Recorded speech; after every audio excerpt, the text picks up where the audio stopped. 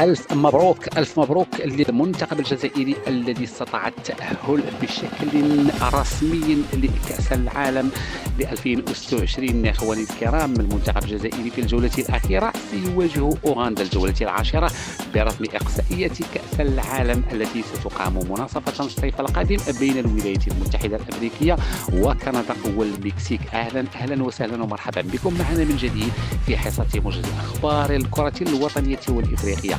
المنتخب الجزائري الذي وصل للنقطة 22 بالرتبة الأولى، متبوعا بأوغندا بالرتبة الثانية ب 18 نقطة فقط. إذا قبل ذلك أخوتي أخواتاتي، كنت جديد معنا في القناة لا تبخل علينا بالضغط على زر الاشتراك وخلوا لنا لايكاتكم وكذلك تعليقاتكم المحفزة لقناتنا المتواضعة.